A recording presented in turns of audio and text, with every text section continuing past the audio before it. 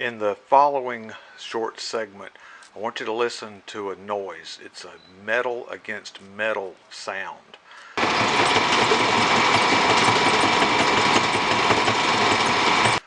That was the problem that we were having that shut us down when we were trying to cut beans the other day. We got the combine back up here next to the shop where we had tools, and took the platform off of it so that we could see straight up into the throat. Now, this little machine can do what I call small grain wheat, sorghum, soybeans. The larger grain that I know of is corn, because you've got to get that corn cob to actually travel up this feeder housing to the concave rasbar cylinder. And there's an adjustment right down here. See if you can see this. I don't know, but it's the drum height adjustment, and it's accomplished with this. The top bolt stays in the same spot, but that bottom bolt there, you see the two holes? In the bottom hole, you're for the small grains. The top hole would be for corn. On the inside of the feeder housing, there's a square block of steel. Now, back here is the adjustment for tightening this chain in here. That right there. That right there. That chain runs, there's a chain over here and a chain right here. And the way it's traveling from the top is in that direction, that way. It goes around a drum down here. And back to this adjustment over here, there and there with those two holes. That's how you raise and lower the drum here for the different sizes in a ear of corn cob, and soybean. Well, what happened, there's a bar that connects in right here that runs down like this to about right here, that connects to the feeder house drum. On the back side of this nut, there's a square block of steel. That bar needs to be able to sit on top of that block. That creates the proper distance between the bottom of the drum and the bottom of the feeder housing where the material is actually being taken in. What's shut us down, this bar that connects here, that runs down to here and sits on that block, had fallen down past the block. That's what was giving us that metal against metal sound that we had. Also, it had dropped down so low that material coming up the auger from both sides, getting to the center here, being pushed by the retracting fingers to start entering into the feeder housing right here, it had no place to enter. The gap was closed up so much there was just no way it could get in, so that material built up right here, came back up over. I've experienced that even when this was working right in the good years, when I had tremendously thick stands of Group 7 beans. I was getting 55 to 65 bushels an acre back in those years. So I was used to, get happy, get the forward ground speed a little too fast, and have that kind of clog up. So in the past, I would go and get a 3-foot long pipe wrench, put it on this bar here, turn it backwards, causing these to go in the reverse direction, which would push all of that silage back out down here, and I'd have to pick it out by hand until I had cleared the clog up.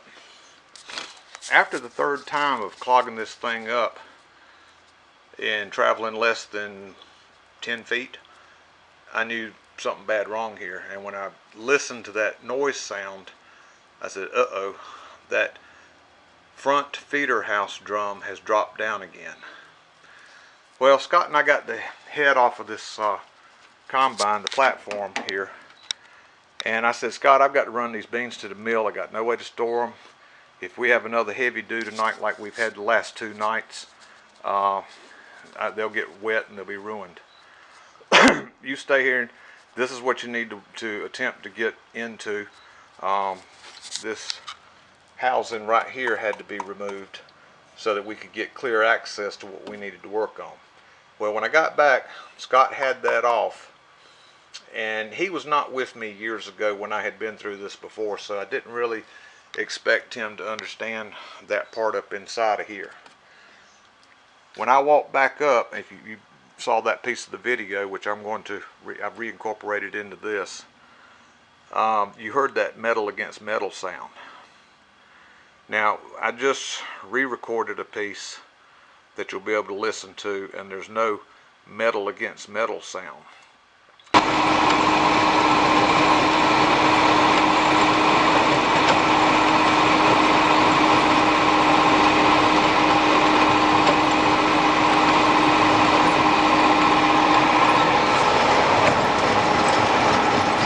And thought about it and said, well, let me take this block attached to this screw out and get it in my hands, which is a lot of fun. Anybody that knows these, I think they call them 100 series combines, the 3300, the 4400, and the 6600. You know, if you've gone between the small grain and the corn, you've had to take that piece out and move it from the bottom hole to the top hole. Well, I needed to get it completely out, so twisting it sideways and so forth to get past the drum and the feeder house sheet metal, it was pretty tricky, but I got it out of there. And what I observed, instead of being just a square block with crisp square corners, the side facing this bar here that connects here and runs down to here, that would actually been over on this side, not the side bolted out here flat against right there. It was rounded from years of being beat on. The way this works, there's 2 spring rods on each side that apply downward pressure on that feeder drum. But if you get a slug, that's a lot of material wrapped up right here, and it turns loose and comes through, the feeder drum actually has the ability to raise up and bring that material on through. And once it does, it drops back down because those spring-loaded arms push it back down. Well, when it dropped back down, it went below the stops here. I had that piece in my hand and it suddenly hit me. The outside edge is rounded off, but if I turn this block around and put a washer behind it to space it off of this feeder housing and put the sharp crisp edge up against the bar that's running down through here, then I would actually be able to put enough of a ledge on this piece to support this bar out there. So that's how we fixed it without actually having to go buy a part. Down. These old heads, platform heads, they're a lot of fun to get back on, especially the coupler here. This piece right here, there's 2 sprockets that you just slide together, and then there's a chain that's wide enough that you wrap around the sprockets and you slide this cover back over it. This thing is stiff. There. Now you can see it. Now, I was watching a video from one of my channels that I really enjoy, The Farming Life, and the farmer was reconnecting his combine to his I call it small grain head with the reel. He was going out to cut soybeans, and instead of this aggravating connect, he had PTO shafts with the regular old spline PTO connectors, and he just leisurely goes over there and connects them, and no great trouble for him. I was jealous. Oh, I was thinking about you, farmer, when I was fighting with this thing. I hadn't had this apart. It was about 8 or 9 years ago when I had this original problem. These chains were rusted tight. I had to soak them in oil, spray them with PB Blaster, spray them with WD-40 to get them back on there. We pried them off with crowbars, but to get them back on there, they have to be laid perfectly. And when the chain's all frozen up, you can't do that. So that was a lot of fun. But anyhow, we've got it all back together. Got the hydraulic cables up, connected. One of them had pressure on it and it did not want to reconnect. So I said, leave it alone.